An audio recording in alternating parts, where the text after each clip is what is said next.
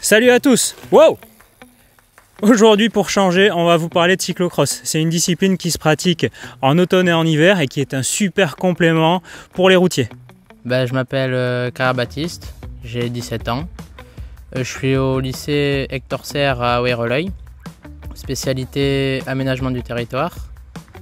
Je suis licencié au Team ULH U19 depuis novembre dernier. Et ça fait 10 ans que je fais du vélo. Et pendant ces 10 ans, j'ai été licencié au Stade Montois Cyclisme. Ces dernières années, j'ai eu une 5e place au régional cadet. Et l'année dernière, j'ai eu un top 20 et un top 25 en Coupe de France, avec une 40e place au général et une 40e place au championnat de France. Ça permet de s'évader un peu, de sortir de tout ce qui est de la route. Le bois, le chemin, j'aime bien. Et puis c'est des efforts aussi qui me correspondent. C'est court, intense, et j'aime bien ça. Il faut aussi beaucoup de cardio. Et on travaille spécialement tout ce qui est cardio, technique. Donc c'est ce que j'aime bien combiner. Je coupe en août, généralement, avec une coupure de 15 jours. Puis je reprends les entraînements, surtout la route, en faisant quelques courses un petit peu sur route pour garder le rythme. Et ensuite on enchaîne tout ce qui est spécifique cyclocross, donc course à pied, tout ce qui est technique, avec beaucoup d'entraînement route aussi. Ma saison elle se finit à peu près en janvier et enchaînée avec 15 ou 3 semaines, 15 jours de coupure. Et ensuite on reprend les entraînements route.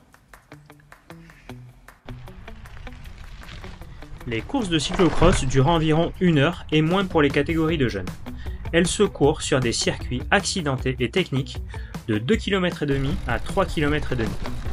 C'est une discipline qui requiert une technique de pilotage aboutie et une grosse condition physique.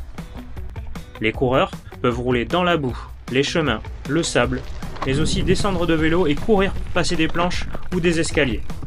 C'est une discipline de plus en plus prisée par les jeunes et elle est popularisée ces derniers temps par Mathieu Van Der Poel, Wout van Aert et Thomas Pidcock. Elle est très pratiquée en Belgique, qui représente le cœur de cette discipline.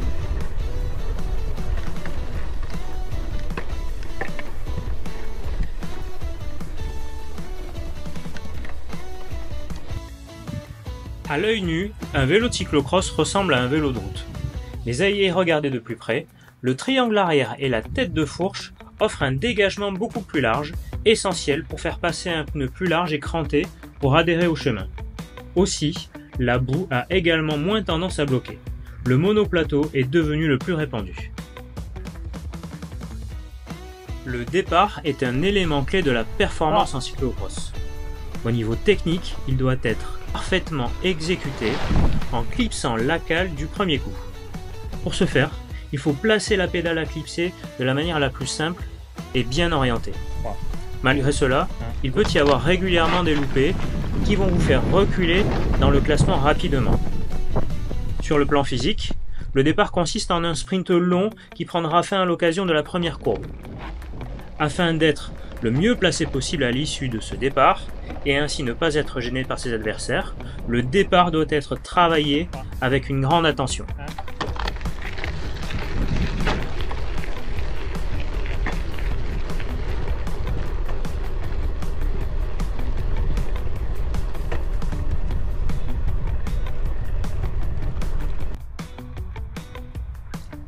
À certains endroits du circuit, il sera impossible de passer en vélo. La technique de descente et montée de vélo est donc primordiale pour éviter de perdre du temps.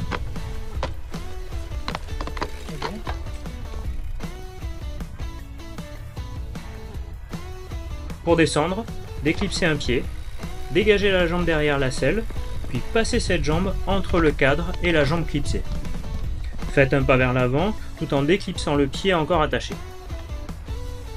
Pour remonter, placez les mains en haut du guidon, puis sautez pour poser le haut de l'intérieur de la cuisse sur la selle.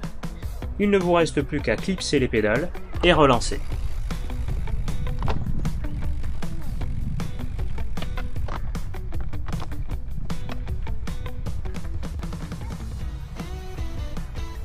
Il Il existe deux types de portée de vélo. Le premier représente plus un soulevé de vélo sur une courte distance. On voit là Baptiste qui soulève son vélo en le prenant par le guidon et par la barre horizontale du cadre. Le portée de vélo sur de longues distances se fait avec le vélo à l'épaule. Baptiste ici entoure le tube oblique de son cadre avec le bras, puis vient maintenir le guidon avec sa main.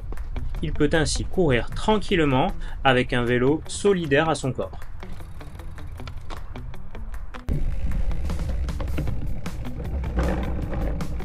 Ici, il est donc beaucoup plus efficace pour passer cette partie sableuse, il sera donc beaucoup plus rapide.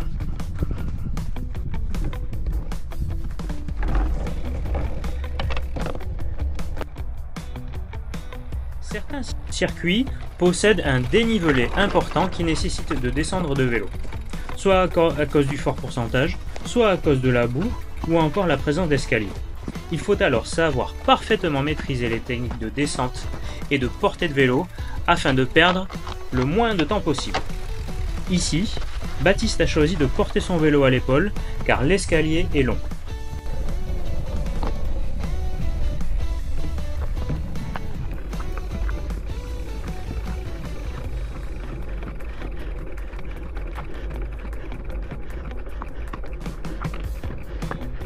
Lors de la descente, levez les fesses de la selle et placez-la en arrière afin d'éviter de passer par-dessus le vélo. De plus en plus de circuits de cyclocross utilisent une prairie où sont disposés des piquets qui proposent des virages serrés et successifs. Afin de gagner du temps dans cette partie, il va tout d'abord falloir freiner et arriver dans le virage à une vitesse optimale. Pendant la courbe, la technique est de garder une légère fréquence de pédalage permettant d'avoir une meilleure adhérence, mais aussi de mieux relancer en sortie de virage. N'oubliez pas, avant la courbe, de régler votre dérailleur afin d'avoir le bon développement pour relancer.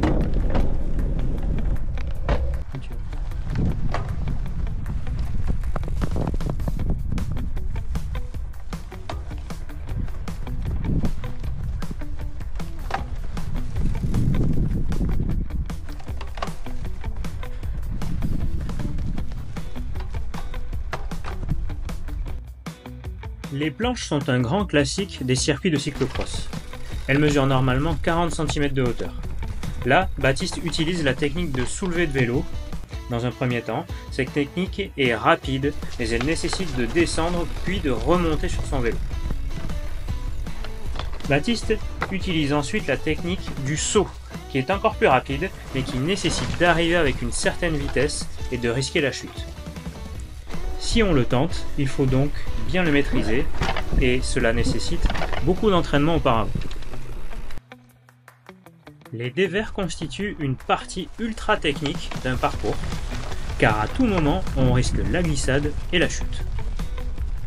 Le parcours doit être soigneusement reconnu en amont pour savoir exactement là où l'on doit poser ses roues.